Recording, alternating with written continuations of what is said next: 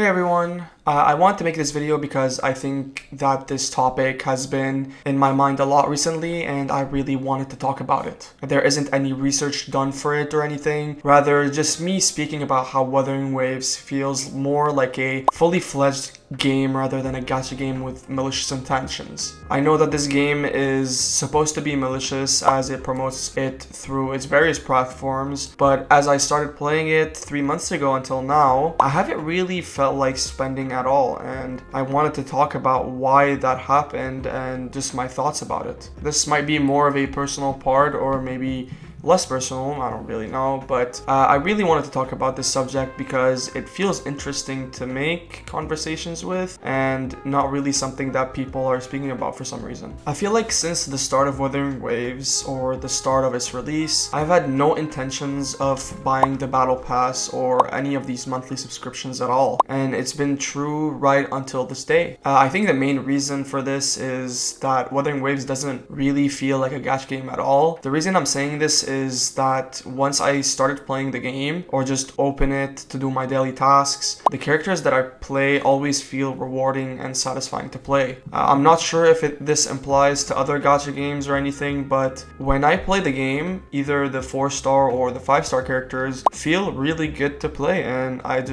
they're just like extremely enjoyable. The crazy part is that I was able to play most of the characters even though I don't own half of them, and I think the fact that Kuro made that possible is really cool. What I mean by that is when I play, let's say, Depth of Elusive Realms or Aloy Smelt or any of the newer events, Kuro just gives us pre-built 5-star characters to play for free and with no cost whatsoever. Not only this helps casual players like me, but it gives off a sort of freshness and variability into the gameplay. And I know, some people really care about the revenue that these games are making for some reason, but I think the best way to keep players enjoyed and engaged is to make them feel like they are playing a full game and not a game locked by its gacha system. And I think Kuro is doing a really good job on that, even though they are a gacha game themselves. What's also nice about the game, and I realized it as I was grinding daily, is that it's so rewarding. I have been playing the game since release, and I'm practically always ready for the next update. I think a lot of gacha games these days always make you feel like you're always behind on resources, and this happened to me a lot when I was playing Honkai Impact or Genshin. And I think it's mainly because of the skill mats being available at certain days, which kind of forces you to play the game at a certain time and not really enjoy it. But what Wuthering Waves offers is something different, which I really like, and it's just skill mats being available at all times. This makes me, I think, feel as if I'm more free in terms of what I want to grind for and invest my stamina in, and that in turn makes the game not less grindy, but just less of a chore and more like a full RPG game. What's also nice is that even though you are spending a lot of stamina for a single domain, rewards feel way nicer since they just give you not just the skill mat you're looking for, but also mats that are only obtainable by killing specific enemies. Let's say, for example, the rings from killing the exiles. You're only able to get them by killing exiles themselves, but the domains give you that extra,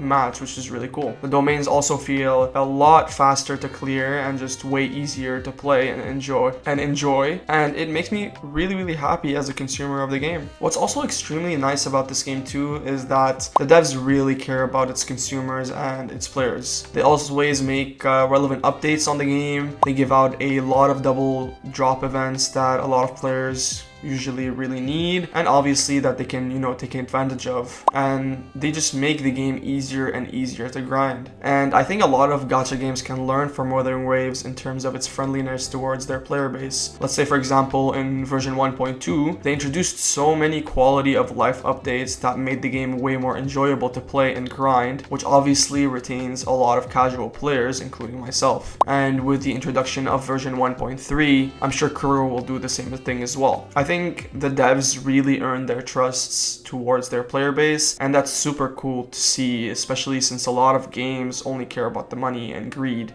We've seen a lot of games like Concord with Sony and Assassin's Creed with Ubisoft being absolute shit shows just because they care only about the money rather than their fans. And just seeing a game like Wuthering Waves, which in comparison, doesn't amount to these companies at all, still cares about its community to a rather high degree. So what I'm saying is, at the end of all this yapping and glazing on the game, that actually Wuthering Waves is a really great game. And I can especially say that from a person that always works and strives to be the best version of himself and not really has the time to play any games at all. I think the fact that I chose this game personally to be something that I play during the little free time I have does say a lot about it, and I think everyone should at least give it a try if you can. I know this video has just been me rambling about this game and how it helped me as a player, but I want to say this as a final note that all of these things that I mentioned in the video are just the tip of the iceberg of what it provides for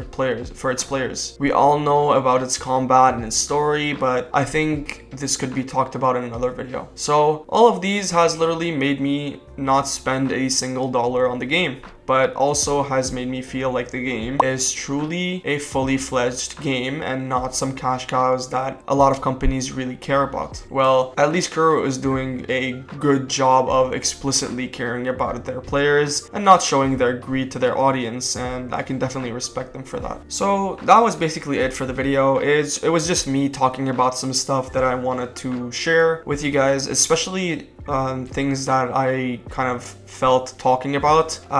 There's a lot of thoughts going on in my mind recently and a lot of ideas that I wanted to share, but I feel like the fact that I've been so worked up on working and studying and stuff like that, that I feel like I kind of like refused myself to talk about it, and I wanted to talk about them more with you guys on a personal level, or just basically make videos about the stuff that I'm thinking about. So this is something that I was thinking about during the day and I wanted to share with you guys, and I want to start doing more of these later on during my YouTube career. So thank you guys so much for watching. If you enjoyed the video, make sure to leave a like and subscribe for more Wuthering Waves content or just content in general, and as always, I'll see you in the next one.